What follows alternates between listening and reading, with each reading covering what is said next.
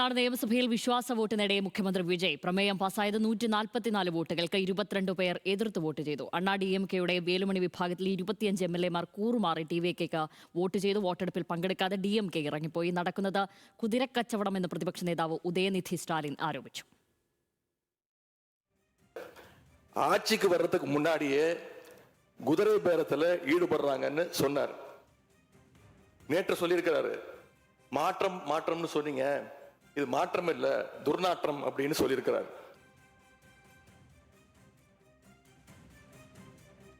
ഇത് എതിർക്കുന്നവരുടെയും സർക്കാരാണെന്നും മുൻ സർക്കാരുകളുടെ ജനക്ഷേമ തീരുമാനങ്ങൾ തുടരുമെന്നും വിജയ് പറഞ്ഞു.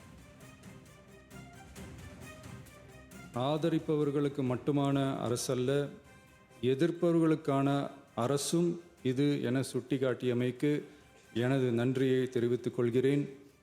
முந்தைய அரசுகளால் கொண்டு வரப்பட்ட முக்கிய மக்கள் நலத்திட்டங்கள் தொடரும். അതേസമയം ഓഫീസർ ഓൺ സ്പെഷ്യൽ ഡ്യൂട്ടിയായി ജോൾസിനെ നിയമിച്ചത് വിജയ് റദ്ദാക്കി. വിവരങ്ങളുമായി ER രാഗേഷാണ് ചേരുന്നത്. രാഗേഷ്, അങ്ങനെ ആ കടമ്പയും കൂടെ വിജയ് കടന്നിരിക്കുകയാണ്. 144 പേരുടെ വിശ്വാസ വോട്ട് നേടി വിജയ് വിശ്വാസം ഉറപ്പിച്ചിരിക്കുന്നു. അതുമാത്രവുമല്ല, അണ്ണാ DMKയുടെ പിളർപ്പ് അത് പൂർണ്ണമാവുകയും ചെയ്തിരിക്കുന്നു. അങ്ങനെ രണ്ട് വലിയ പ്രധാനപ്പെട്ട കാര്യങ്ങളാണല്ലോ ഇന്ന് അവിടെ നടന്നിരിക്കുന്നത്. മറ്റൊന്ന് ഈ പുതിയ നിയമനം, അതിൽ വിമർശനം ഉയർന്നതോടുകൂടി വിജയ് അത് പിൻവലിച്ചിരിക്കുന്നു. അതെ ശ്യാമിൽ, ഈ കടമ്പ വിജയ് കടക്കുമെന്ന് ഏറെക്കുറെ ഉറപ്പായിരുന്നു. കാരണം DMK നേരത്തെ തന്നെ നിലപാട് വ്യക്തമാക്കിയതാണ്. കാരണം സർക്കാരിനെ മറിച്ചിടാനില്ല, 6 മാസം സർക്കാരിൻ്റെ പ്രവർത്തനങ്ങൾ നിരീക്ഷിക്കും എന്നായിരുന്നു ആദ്യം മുതലുള്ള നിലപാട്. പക്ഷേ ഇതിനെ ശ്രദ്ധേയമാക്കുന്നത് കൂടുതൽ അംഗങ്ങളുടെ പിന്തുണയോടുകൂടി വിജയ് വിശ്വാസ വോട്ട് തേടി എന്നുള്ളതാണ്. കാരണം നിലവിൽ 118 സർക്കാരിനെ പിന്തുണയ്ക്കുന്ന MLA മാരുടെ എണ്ണമെങ്കിൽ വിജയ് 144 പേരുടെ പിന്തുണയോടുകൂടിയാണ് വിജയ് സർക്കാർ ഏതായാലും വിശ്വാസ വോട്ട് തേടിയിരിക്കുന്നതെന്നാണ്.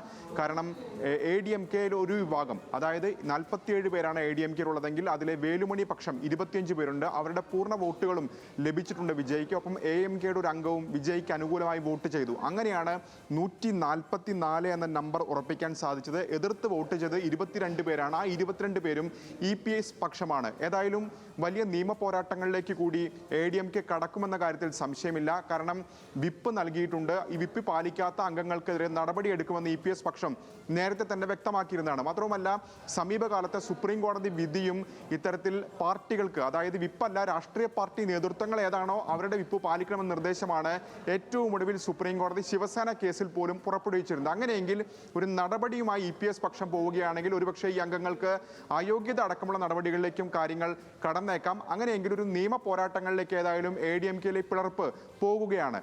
മൂന്നാമത്തെ കാര്യം, OSD ആയുള്ള നിയമനം നേരത്തെ തന്നെ വലിയ കയ്യടി വാങ്ങിയാണ് വിജയ് തുടങ്ങിയത്. പ്രത്യേകിച്ച് മദ്യശാലകൾ അടച്ചുപൂട്ടണമെന്നടക്കമുള്ള നിർദ്ദേശങ്ങൾ വലിയ സ്വീകാര്യത ലഭിച്ചിരുന്നു. കേരളത്തിൽ പോലും സഭകളടക്കം തന്നെ അതിനെ പിന്തുണച്ചുകൊണ്ട് രംഗത്ത് വരുന്നതൊക്കെ കണ്ടു. പക്ഷേ ജോൾസിനെ OSD ആയി നിയമിച്ചത് സഖ്യകക്ഷി എതിർപക്ഷത്ത് മാത്രമല്ല സർക്കാരിനെ പിന്തുണയ്ക്കുന്ന പാർട്ടികളും പ്രത്യേകിച്ച് VCKയും ഇടതു പാർട്ടികളും ഒക്കെ തന്നെ ചോദ്യം ചെയ്തുകൊണ്ട് ഇന്നലെ രംഗത്ത് വന്നിരുന്നു. ഇന്നും സമാനമായ നിലപാടുകളൊക്കെ തന്നെ പലരും സഭയിൽ ആവർത്തിക്കുന്നത് കണ്ടു. VCK അംഗം ചോദ്യം ചെയ്തത് ശാസ്ത്ര അവബോധം വളർത്താനാണ് സർക്കാർ മുൻകൈ എടുക്കേണ്ടതെന്ന് പറഞ്ഞു. ഒപ്പം തന്നെ DMDK നേതാവായ പ്രേംലത ചൂണ്ടിക്കാണിച്ച പ്രധാനപ്പെട്ട കാര്യം, എന്ത് സന്ദേശമാണ്, പ്രത്യേകിച്ച് നിങ്ങൾക്ക് വോട്ട് ചെയ്തത് യുവാക്കളാണ്, വിദ്യാർത്ഥികളാണ്, അപ്പോൾ അവർക്ക് എന്ത് സന്ദേശമാണ് ഇതിലൂടെ വിജയ് നൽകുന്നെന്ന കടുത്ത വിമർശനം ഉന്നയിച്ചു. അതിന് പിന്നാലെ വിജയ് തന്നെ സഭയിൽ ഈ തീരുമാനം പുനഃപരിശോധിക്കുന്ന സൂചന നൽകിയിരുന്നു. അതിന് പിന്നാലെയാണ് ഇപ്പോൾ ഏതായാലും OSD ആയുള്ള രാധൻ പണ്ഡിറ്റിനെ നീക്കിക്കൊണ്ടുള്ള നടപടി അല്ലെങ്കിൽ ഉത്തരവ് ഇപ്പോൾ സർക്കാരിന്റെ ഭാഗത്ത് വന്നിരിക്കുന്നത്.